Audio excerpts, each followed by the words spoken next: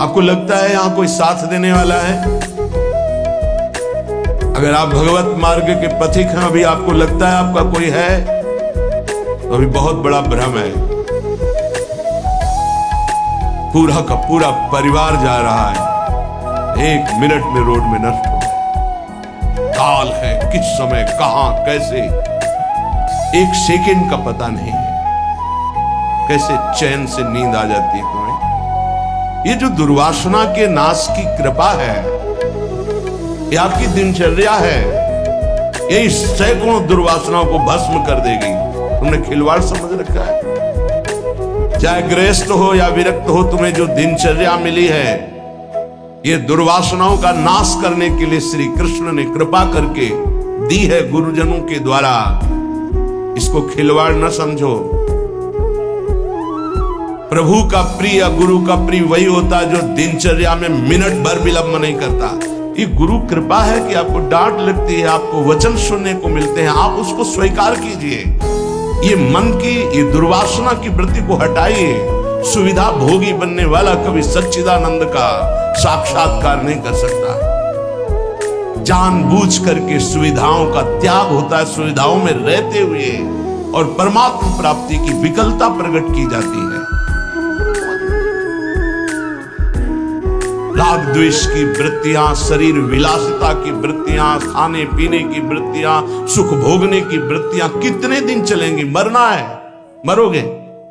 ये शरीर नाशवान, आज नहीं तो कल मरोगे। प्रार्थना मान लीजिए।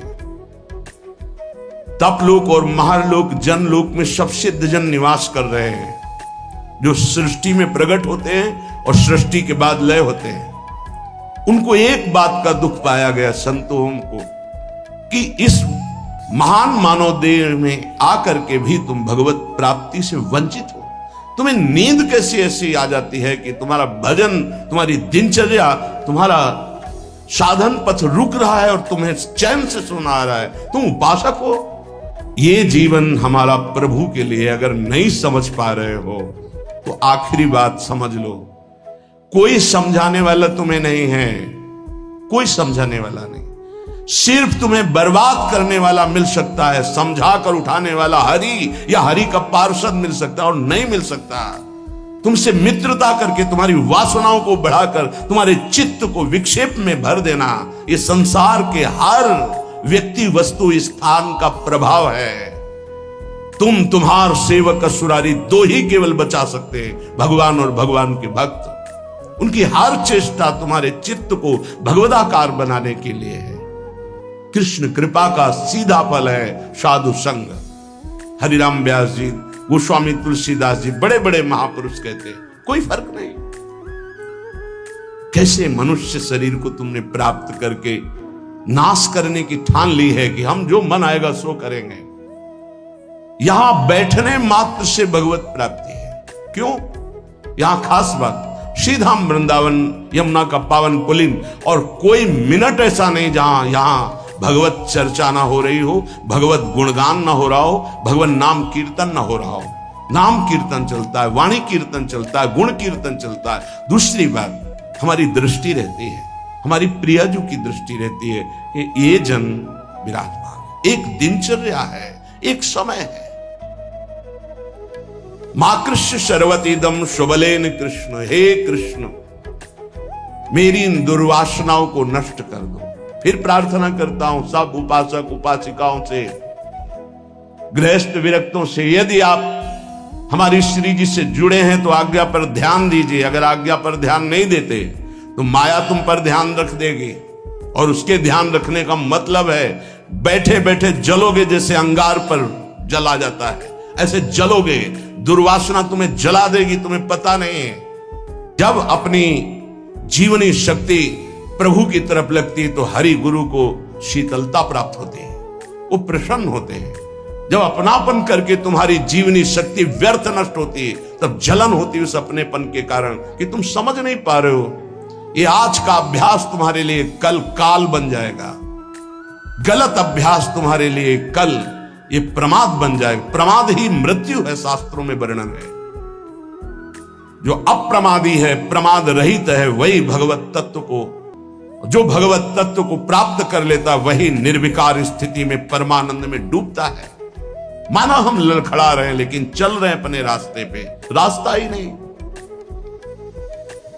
उपासक को इस बात पर सदैव सावधान रहना पड़ेगा।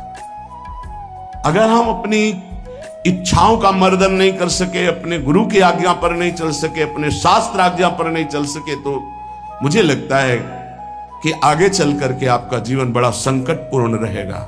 संकटपूर्ण, ये विकार आपको रौंद देंगे, इसीलिए विचलित होते हैं कि आप लोग इतने बलवान बनिए कि आक्रमण कब हो जाए, कहां किस वासना का, आप उससे लड़ना जाने। आपके अंदर युक्तियां होनी चाहिए। आप हमारे भगवत पार्षद हैं, श्री जी के जन हैं, आपके अंदर युक्ति होनी चाहिए। गुरु की प्रगट उपस्थिति में युक्तियों की, कलाओं की आपके अंदर वृत्तियां जानी चाहिए कि कभी किसी विकार का आक्रमण हो तो कैसे बचा जाता है, कैसे हमारे को इस माया पर विजय प्राप्त करना है, कैसे विषम परिस्थितियों में अपने चित्त को डूबने ना पाए बचाया जाए, यह संतों से सीखा जाता है। कैसी पार्थिव दृष्टि है कि शरीर सुख के लिए सोना, जागना, खाना, पीना, बस यही हम सुख मानते हैं। नहीं भाई, ये सुख तो बहुत जन्म भोग लिए। इस जन्म में एक नियत समय रखिए, एक अल्पाहार की सीमा रखिए, एक भोजन का समय रखिए, एक अपनी दिनचर्या का समय होना चाहिए। ये नहीं आज मनाया 2 बजे पा लिया, फिर मनाया 5 बजे पा लिया, मनाया 3 बजे से 8 बजे रात्रि तक सो रहे, 8 बजे से 4 बजे तक जग रहे। ऐसी दिनचर्या नहीं, कभी ऐसी नहीं। दिन बाई चांस कभी कोई सेवा में समय लग गया हो, बात अलग है, ऐसी दिनचर्या नहीं होती। पक्का मानिए, आपका हित इसी में है कि जो दिनचर्या दी जाए उसका पालन कीजिए। हमारा सत्संग तभी लाभ देगा आपको, हमारा एकांतिक वचन तभी लाभ देगा आपको जब हमारी आप आज्ञा पर चलेंगे। जैसी दिनचर्या बना दी है, ये दिनचर्या जानते हो, बड़े बड़े सिद्ध महापुरुष इसी से हुए, दिनचर्या से। 1 मिनट का अंतराय कभी जीवन में नहीं पड़ने दिया अपनी दिनचर्या, वही परिपक्व अवस्था। 12 वर्ष एक दिनचर्या कर लीजिए, आप देखिए आपका क्या स्वभाव बनता है। यहाँ 20-20 वर्ष, 25-25 वर्ष व्यतीत हो जा रहे हैं, कोई दिव्यता नहीं आ रही। कारण क्या है? खो रहे हैं, जीवन को खो रहे हैं।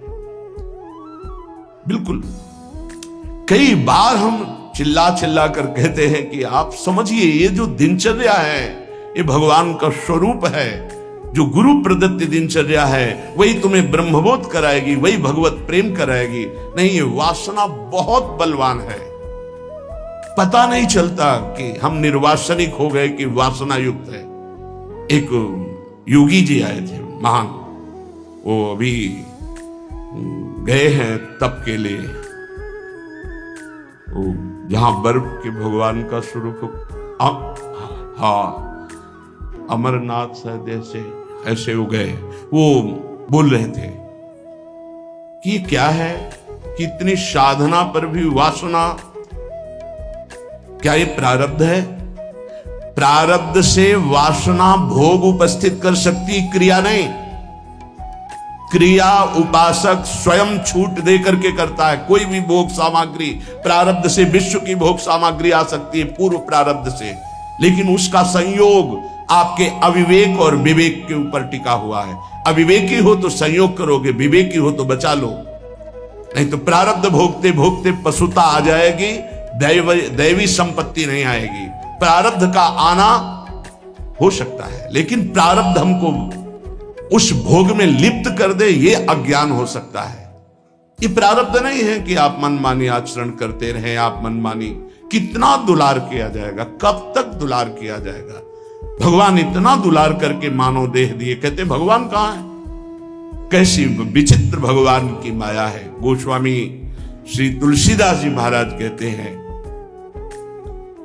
तू तो पछितई है मन में जी हाथ। अभी समय है, समय है। सबसे बड़ा पछतावा क्या? भगवान का साक्षात्कार नहीं हुआ और शरीर छूट रहा है। ऐसे साक्षात्कार होगा? केवल भगवदाकार वृत्ति से भगवत साक्षात्कार होता है, उसी के लिए सारा प्रयास है। सबसे बड़ा डर क्या? प्रभु का नाम ना छूट जाए, सबसे बड़ा डर। जिसने इस बात को समझ लिया वो जीत गया। सबसे बड़ा पछतावा क्या, बिना प्रभु से मिले जा रहे हैं, यहां से मृत्यु लेख से बिना भगवत साक्षात्कार किए जा रहे, बड़ा पछतावा। सबसे बड़ी भयंकर डरावनी बात है कि प्रभु को भूल गए। का हनुमंत विपत्ति प्रभु सोई, ये दो बातें कभी जीवन में चिंतन किया इनका? एक सेकंड के लिए भगवत विस्मरण भी बर्दाश्त नहीं। सबसे बड़ी हानि, सबसे बड़ी विपत्ति, सबसे बड़ा भय भगवत विस्मरण हो जाना। और बड़ा पछतावा कि जा रहे हैं लेकिन प्रभु से आंख नहीं मिला पाए, जीवन व्यर्थ चला गया। सबसे बड़ा मन पचितई है अवसर बीते, दुर्लभ देह पाए हरिपद भज, करम बचन अरु जीते। ए सुत बनितादि जान स्वार्थ रत, ना करुणे सभी ते, अंत ही तो ही तजेंगे पामर, तू न तजय बहीते। जानते भी नहीं हो कि पुत्र कौन बनाए, पुत्री कौन बनाए, पत्नी कौन बनाए, पति कौन बनाए। ये बस 40, 50, 60 वर्ष का संयोग, इसके बाद कितना है 40, 50, 60 वर्ष। ब्रह्मलोक में एक सुई लेकर कमल के दल को छेद दो, यहां 1 वर्ष हो गया। अगर 60 बार वहां से छेद दिया तो पूरा जीवन चला गया। कितना समय है? ऐसे ब्रह्मा भी जिससे भयभीत रहते हो, काल चक्र भगवान का है। ऐसे भगवान की प्राप्ति नहीं की तो भटकते रहोगे अनंत योनियों में। तो तू पछितई है मन मींजी हाथ, ये प्रक्रिया होती है, पूरा जीवन व्यर्थ चला गया।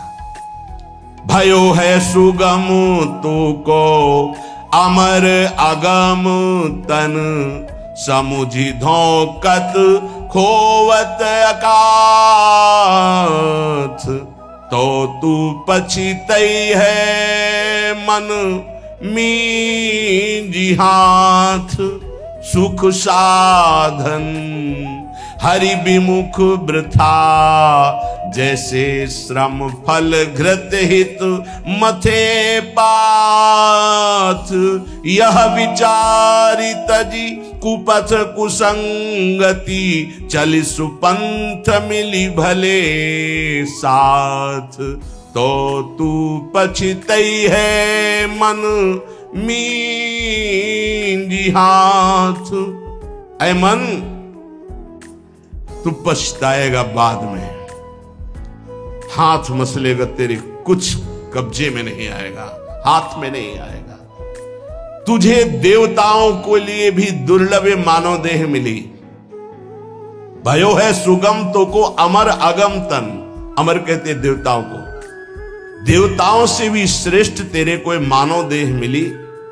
समुझ धोकत खोवत अकाथ, और ये मानव देह मिली थी भगवत प्राप्ति के लिए। क्या समझ करके तूने भगवत विमुख जीवन व्यतीत करने का निश्चय कर लिया? क्या तुझे मिलेगा? कौन सा कार्य तेरा बन जाएगा? रोज आयु क्षीण हो रही है, लोग जन्मदिन मना रहे हैं, आज बर्थडे, तुम्हें पता नहीं 365 दिन मिट्टी में मिल गए। अगली श्वास है कि नहीं है कोई भरोसा नहीं। न नाम कीर्तन, न भजन, न भगवत चिंतन, और 1 वर्ष व्यतीत हो गए, न भगवत साक्षात्कार हुआ। तो हमें तो लगता है 1 वर्ष व्यतीत होने के बाद भगवान नाम कीर्तन करके, भगवत प्रार्थना करके रोना चाहिए कि नाथ 1 वर्ष गए, अगला वर्ष हमारा आपके दर्शन योग्य हो जाए, आपके चिंतन योग्य हो जाए। तू तनिक भी चिंता नहीं कर रहा, व्यर्थ क्यों अपने जीवन को बर्बाद कर रहा है? जहां नाम जप नहीं है, भगवत समर्पण कर्म नहीं है, आज्ञा का पालन नहीं है, तो खिलवाड़ आप अपने जीवन से स्वयं कर रहे हैं। सुख साधन ये बहुत बड़ा साप है। हमारी बात समझ में नहीं आएगी, लेकिन आपसे प्रार्थना करते हैं, जो साधक सुख सुविधा से भजन करना चाहता है वो भूल जाए कि वो भजन करेगा, भगवत प्राप्ति करेगा। दुख और असुविधा भगवत प्राप्ति के मार्ग पर ऊपर चढ़ाती है। सुख और सुविधाओं का भोक्ता कभी भजनानंदी नहीं हो सकता, कभी नहीं। हाँ, वृत्ति भगवदाकार हो गई, अब उसे सिंहासन में बैठाला जा, महलों में रखा जा, कोई फर्क नहीं पड़ने वाला। महलों में रखो चाहे झोपड़ी में वास दो, एक स्थिति होती है। अगर भगवदाकार वृत्ति करनी है तो एक सीमा में अपने जीवन को बांध ले। इतना आहार, ऐसे शयन, ऐसे अपने जीवन को विश्व में किसी भोगों की कमी नहीं है। जब तक भगवदाकार वृत्ति न हो तब तक सुख सुविधाओं को नहीं। भूम शयन वलकल वसन, जैसे शास्त्रों में वर्णन आता, तो चलो वलकल वसन की जगह कौपीनवंता खलु भाग्यवंता, मार्किन की कौपीन, मार्किन नीचे वसंग ढकने के लिए, आहार के लिए अल्पाहार, रात दिन भजन, भूमि शयन, जमीन में आसन लगा, चटाई बिछी। 50 साधक ऐसे हैं, उनके कमरे में जाओ तो कुछ है ही नहीं, एक चटाई बिछी हुई बस, एक अचला लंगोटी टंगी बस, वो भी तो साधक है। आहार जो श्री जी के द्वारा प्रदान हुआ आकाश वृत्ति से आता है।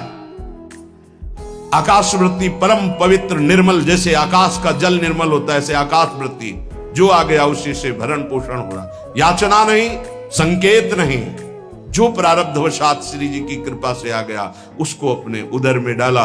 राधा राधा राधा हमारा लक्ष्य है, मरना, जीवित मर जाए उलट आप में समाये यह दिलगिरी।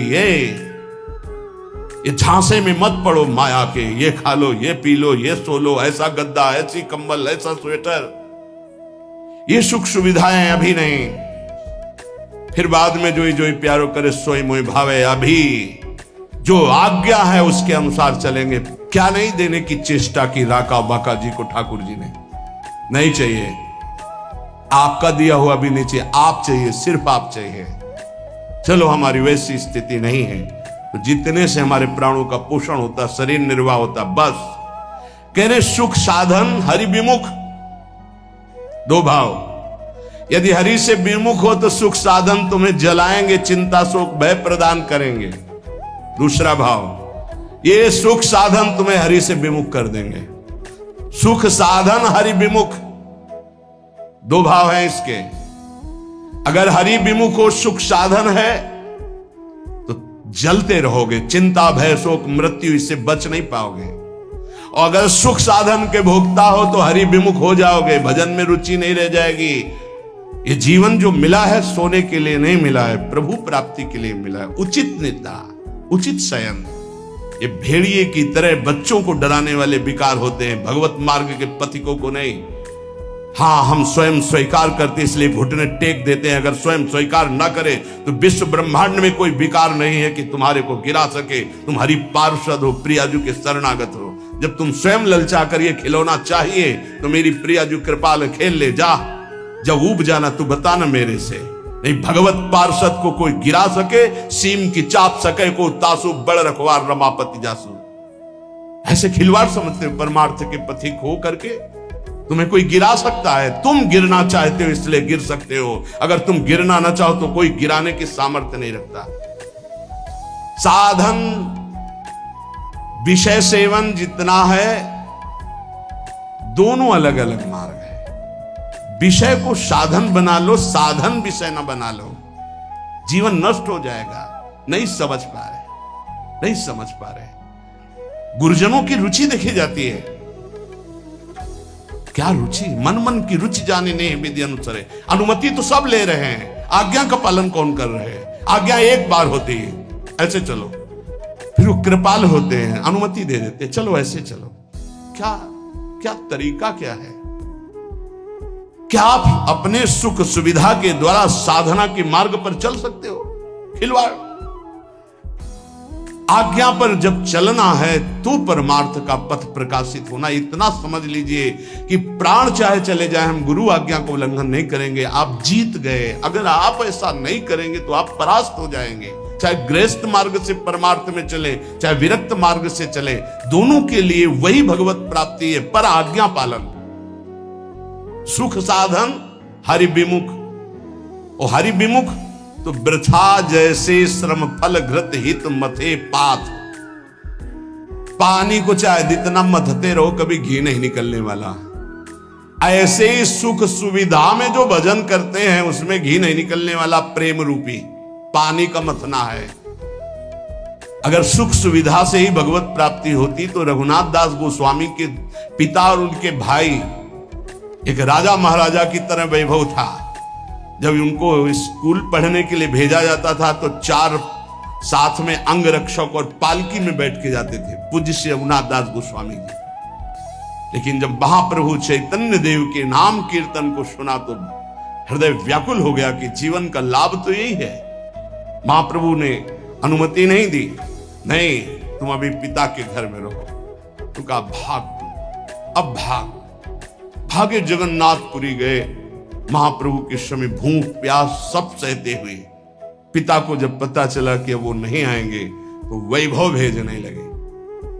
रसोईया सब सेवक, कोई सेवा स्वीकार नहीं की और जगन्नाथ जी के गेट में खड़े होकर जो भिक्षुकों को मिलता वो, ये हम प्रभु के लिए निकले हैं, प्रभु के लिए हम तड़पे, कभी रोए, कभी कुछ समझ में आवे कि भगवान के लिए, प्रियाजू के लिए आपके हृदय में कुछ है, तब तो। नहीं तो हृदय जलता है कि कुछ मतलब नहीं प्रियालाल से, उनकी चाह ही नहीं है तुम्हारे अंदर। तुम्हें है कि तुम भजन बढ़ जाए, प्रियाजू के लिए रोना बढ़ जाए, प्रभु के लिए प्राण समर्पित हो जाए। ए भाई, ये है जीवन का लाभ, ये है साधन सुख हरि विमुख वृथा जैसे श्रम फल घृत हित मथे पाथ। पानी मथरो जीवन भर तो एक बूंद घी नहीं निकलेगा। ऐसे सुख सुविधा का भोगी मानता है कि मैं साधन कर रहा हूं, जीवन में कभी प्रेम घृत या ब्रह्मबोध घी नहीं निकलने वाला। यह विचारी तजि कुपथ कुसंगति, चली सुपंथ मिली भले साथ। ऐसा विचार करके ये सुख सुविधा का भोग करना कुपंथ का मार्ग है, ये कुसंगति है। मन हमारा जिसमें राजी हो जाएगा तो हमें ठीक नहीं, हमें राजी नहीं करना। ये जब राजी नहीं होगा भोगों में तब प्रभु की तरफ बढ़ेगा, तब ये चिल्ला चिल्ला कर रोएगा, नाथ अब स्वीकार कर लो, मेरा कोई नहीं, मैं कुछ भी नहीं, अब स्वीकार कर लो प्रभु। हारे को हरि नाम, अपबल तपबल और बाहुबल, चौथो बल है दाम। जब सब जगह से हट जाता है तब हारे को हरि नाम। हार गए हम, पर यहां सुख सुविधा का भोग सोचते हैं कि इससे भगवत प्राप्ति हो जाएगी। यह विचारी तजी कुपथ कुसंगति, बलिहारी है उनको। अर्थ का बल होता है बैंक बैलेंस का, भगवान का भरोसा नहीं रहता, बैंक बैलेंस का भरोसा रहता है। भगवान का भरोसा नहीं रहता, परिवार का भरोसा रहता है। भगवान का भरोसा नहीं रहता, अपनी बुद्धिमानी का भरोसा होता है। ये सब भरोसे आश्रय जब छूट जाते तब भगवान का आश्रय होता है। निराश्रित के आश्रय भगवान, असरण के शरणागति प्रदान करने वाले भगवान। इस बात को समझो, शरणागति लाखों ले लिए, असरण एक भी नहीं हुए तो शरणागति का रंग ही नहीं है। जो असरण हुए वो शरणागति के रंग को प्राप्त हुए। सीधा साधा मार्ग है, सूधो चले आपने धर्म, रसिकन सो प्रीतम का है, कबहू काल व्रताने। गृहस्थों तो क्या हुआ, क्या गृहस्थ भगवत प्राप्ति नहीं कर सकते? शिष्य के द्वारा किया हुआ पाप गुरु को भोगना पड़ता है। क्या समझते हो? यदि गुरु की आज्ञा का उल्लंघन करे तो समाज में गुरु को कह देना चाहिए मैंने तुम्हारा त्याग किया, तो बच जाएगा। अगर स्वीकार करता है तो शिष्य के द्वारा किया हुआ अपराध गुरु को भोगना पड़ता है। सो गुरु घोर नरक मा परे। इसीलिए जो सुलझे हुए महापुरुष होते हैं कभी शिष्य बुलाने की चेष्टा नहीं करते। कलिकाल है, उनको इससे मतलब नहीं हो। जैसे और पति पत्नी भाई रिश्तेदार नातेदार ऐसे एक संबंध और मान लिया गुरु, उनको ये मतलब नहीं कि मतलब क्या है। अरे कभी विचार करते हो कि तुम जो आचरण करते हो इसका हिसाब गुरुदेव के पास जाएगा, उनको भोगना पड़ेगा। क्या अपराध किया है गुरुदेव ने जो तुम उनको दंड देने के लिए उद्यत हो चुके हो? यह विचारी तज कुपथ कुसंगति, चल सुपंथ मिली भले साथ। भले कौन है? राधा वल्लभ भजत भज भली भली सब होए। जो राधा वल्लभ प्रिया प्रीतम श्यामा श्याम हरि का भजन करते हैं भले हैं। इन्हीं भले का संग करो। अपने मन का जो कुपंथ में चलाने वाला है, ऐसे व्यक्ति का जो कुपंथ में चलाने वाला है, ऐसा संग त्याग दे। अंदर और बाहर दोनों कुसंग होता है। यह विचार तज कुपथ कुसंगति, चल सुपंथ मिली भले साथ, नहीं तो तू पछतई है मन मींजी हाथ, बाद में तुझे पछताना पड़ेगा। संसारी पुरुष का लक्षण है वो शरीर संबंधी भोग, शरीर संबंधी रिश्ते नाते, इन्हीं के चिंतन और विलास में अपना समय नष्ट करता है। उपासक का लक्षण है एक क्षण भी भगवदाकार वृत्ति से हटकर संसार का चिंतन न होने देना। संसार की तो बात जाने दो, अन्य साधनों में भी रति न होना। अपने आराध्य देव संबंधी उपासना के जो अंग हैं, नाम जप, नाम कीर्तन, वाणी गायन, वाणी श्रवण, श्रीअंग सेवा, समाज की भगवत भाव से सेवा, लीला चिंतन, ये हमारी उपासना का स्वरूप है। इसी से हमें भावदेह की प्राप्ति होती है। जब अभ्यास के द्वारा इन भक्ति के प्रेम लक्षणा, भक्ति का जो विशेष स्वरूप है उज्जवल प्रेम रस, इसी से प्राप्त होता है। जो उपासक अन्य साधनाओं की तरफ वृत्ति ले जाता है, राई के समचलत ही होत और की ओर। थोड़ा राई बहुत छोटा दाना होता है, अगर थोड़ा भी साधन में मिलावट हो जाए तो उपासना के उपास्य देव के रस में बाधा खड़ी हो जाएगी। ये उपासक बहुत ध्यान से समझ ले। अपनी उपासना जो गुरुदेव के द्वारा प्राप्त हुई है, राई भर भी यदि कोई मिलावट हो गई तो उपासना बाधित हो जाएगी। अब या में मिलौनी मिले न कछु, जब खेलत रास सदा बन में। यदि वृंदावन का आश्रय है, वास है, उपासना है, तो या में मिलौनी मिले न कछु, इसमें मिलौनी नहीं मिलनी चाहिए। अन्य कोई साधन पथ का अनुसरण करना, अपने उपास्य देव से विमुख हो जाना है। बहुत प्रकार का संग सत्संग नहीं होता। इष्टाकार वृत्ति हो जाए उसे सत्संग कहते हैं। तो इष्ट मिले और मन मिले, मिले भजन रस रीति, तहां निशंक है मिलिए तासों की जय प्रीति। यदि इष्ट नहीं मिल रहा और मन का तात्पर्य है यदि वो चरित्रहीन है, मनमानी आचरण करता है, तो इष्ट गुरु से विमुख है। हमारा मन नहीं मिलना चाहिए, ऐसे जनों से नहीं मिलना चाहिए।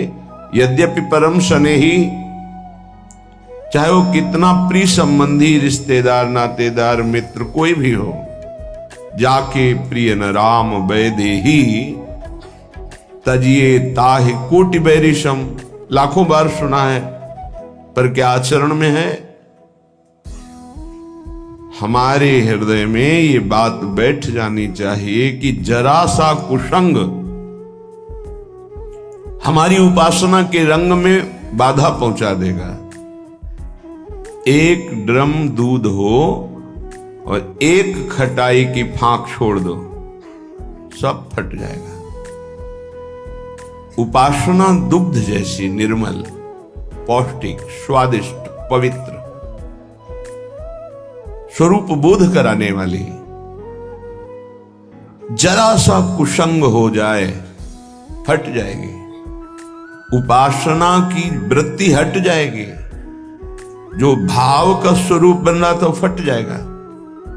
जैसे एक खटाई की फांक पड़ते ही एक ड्रम दूध पूरा फट जाएगा। ऐसे कपट व्यवहार करने वाले, ऐसे भगवद विमुख आचरण करने वाले कुसंगी जनों को मन कभी नहीं देना चाहिए। अगर हम मन देंगे तो हमारा मन उपासना से हट जाएगा।